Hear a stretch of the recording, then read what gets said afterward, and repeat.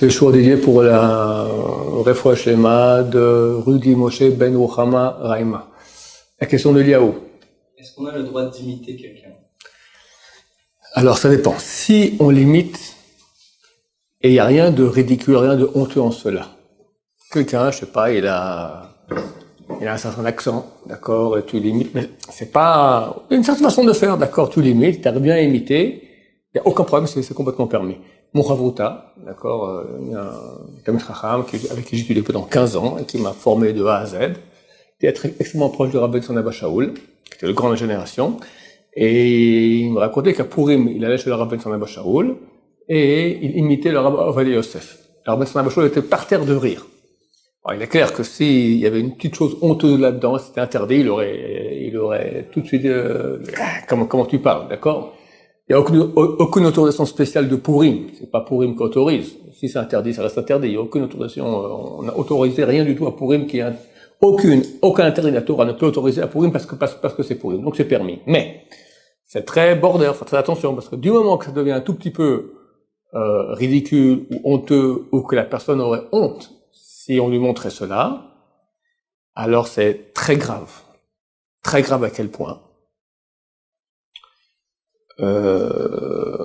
Chazal on dit, c'est dans Bava Metzia, qui dit qu'il est plus agréable de se jeter au feu plutôt que de faire honte à son public, de faire honte à son prochain en public. Dont on apprend cela de Tamar. Tamar, la belle-fille de Yehuda, donc s'est mariée avec ses 2 enfants qui sont morts, et Yehuda lui a dit, attends un peu, je te marie avec mon 3e fils, Sheila. Et se disant, je vais jamais la marier parce qu'elle, tous les maris qu'on lui donne, elle les tue. D'accord? Le temps passe, rien ne se passe, elle voit que le fils l'a grandi, elle lui donne pas, alors elle s'est déguisée en prostituée, parce qu'elle voulait avoir une descendance provenant de Yehuda, et Yehuda était veuf, il l'a vu sur la rue, et il a une relation avec elle, et lui a demandé, ok, tu me donne-moi une garantie, qu'est-ce que tu me donnes? Tu me donnes, je te donne un mouton. Ok, mais donne-moi une garantie, t'as pas de mouton ici. Il lui a donné sa bague, son tampon, d'accord? Et quelques mois plus tard, on dit à Yehuda, ta belle-fille, est enceinte, elle s'est prostituée, enfin, elle a couché avec quelqu'un. Et dit, on la brûle. C'était une fille de Cohen, une fille de Shem, Ben Ever, et on la brûle. Alors, elle a dit, allez montrer à Yehuda, dites-lui que je suis enceinte de la personne à qui appartient Lui, attendant, elle a essayé de la retrouver. Elle est partie, elle a envoyé son ami amener les moutons, et rien du tout. Bon, il dit, ok, bon, il n'y a pas, elle est partie. Maintenant, hein, il lui a montré que c'est, en fait, d'elle. Elle lui a montré que c'était de lui qu'elle était enceinte. Elle a attendu que lui reconnaisse. Il n'a pas reconnu. Elle et les 2 enfants dont elle était enceinte de jumeaux, seraient allés au feu. Elle n'a rien dit. De là, dit Chazal, il est plus agréable de se jeter au feu plutôt que de faire honte à son prochain en public.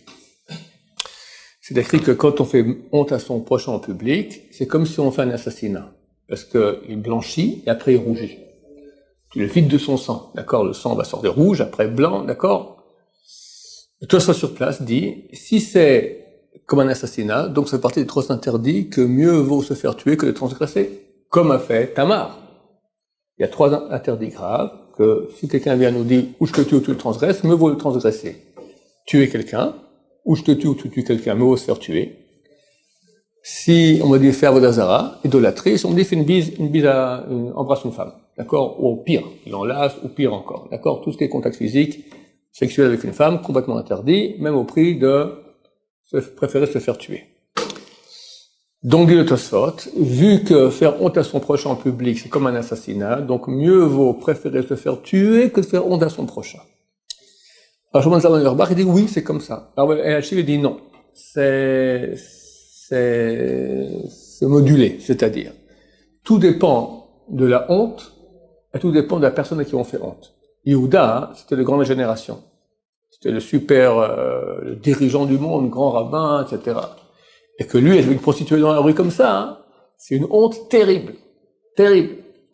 Alors, dans un cas pareil, mieux vaut se faire tuer que de faire honte en public. Mais si c'est pas tout à fait comparable, et on sait pas où est la limite. Sinon, c'est pas très clair. Une petite honte, d'accord, ça arrive très souvent, hein, que les parents fassent honte à leurs enfants. On est à table, il y a des invités, et il dit, mange proprement. arrête de manger comme un terme. D'accord? Et lui, il a super honte en face des invités.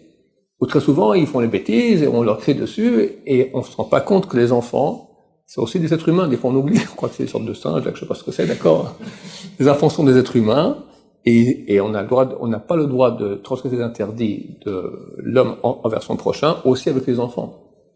On peut pas frapper les enfants. On peut pas crier sur les enfants. Et encore moins leur faire honte. On peut faire tout ça si c'est légitime du point de vue éducatif. Et uniquement les préposés à l'éducation, c'est-à-dire les parents, ou des parents qui ont adopté, d'accord, parents adoptifs, ceux qui sont préposés à l'éducation des enfants, eux seuls peuvent faire cela. Ou le prof à l'école. J'ai vu une fois, la Rabbi Abba Shaul, grande génération. Vendredi matin, il donnait un chiour pour l'Avrechim, il prenait son propre, il allait lui-même chercher de l'argent, c'est pas l'échelle pour laquelle il travaillait qui payait ça, c'est lui-même, il demandait de l'argent, et il allait payer l'Avrechim pour venir étudier le matin, comme ça, au moins ils vont pas faire de Bitul Torah, vendredi les gens, ils font très souvent de Bitul Torah, ils n'étudient pas, et ils vont pas se bagarrer, se chamailler avec leurs femmes, parce qu'on tourne en rond dans la cuisine, et ça commence vendredi, c'est un moment très très électrique, d'accord, toutes les bagarres éclatent très souvent. Je suis allé une ou deux fois à ce cours le matin, et je suis allé balayer une fois. J'ai vu un garçon que je connais, c'est le neveu du Rabbi Abba Shaul. Et il pose une question au Rav. Le Rav se retourne vers lui, lui dit, je suis en train de parler, et tu m'interromps au milieu. T'as pas honte? Où est le savoir-vivre? Le derech, c'est important. Comment tu peux faire une chose pareille? Et 5 minutes. Moi j'ai rougi.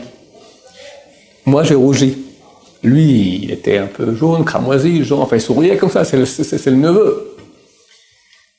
Et j'ai jamais compris. C'est tellement grave.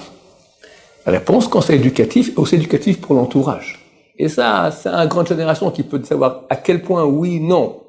Il était extrêmement humble, alors tu m'as interrompu, ok, je suis pas touché par cela, mais il faut maintenant éduquer les gens à savoir, avoir du savoir-vivre. Donc, quand c'est vraiment utile, et savoir, on joue ici avec de l'uranium enrichi, hein, c'est pas 1 millimètre en plus. Quand on frappe les enfants, on peut, des fois, c'est pas bien, mais quand il y a vraiment pas, alors des fois, il n'y a pas de solution, des fois, on peut frapper les enfants. Premier coup que tu donnes, il est éducatif, tu te calmes parce qu'il faut. Puis après, déjà, tu es lancé, tu donnes encore un deuxième. Là, c'est les nerfs.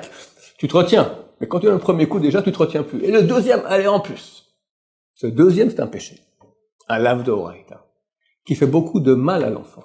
L'enfant, il est très, très, très réceptif. Une fois, un enfant reçu comme ça une fessée, il a dit à papa, la première fessée qui m'a donné un gifle, la deuxième, c'était en trop.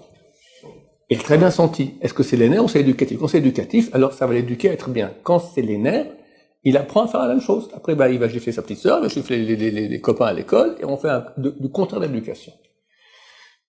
Il y a un grand malheur, je vous donne les enfants aux parents alors qu'ils sont encore jeunes et ils sont pas encore bien construits. Dans le monde orthodoxe, Baruch Hashem, on construit beaucoup les gens sur les midotes.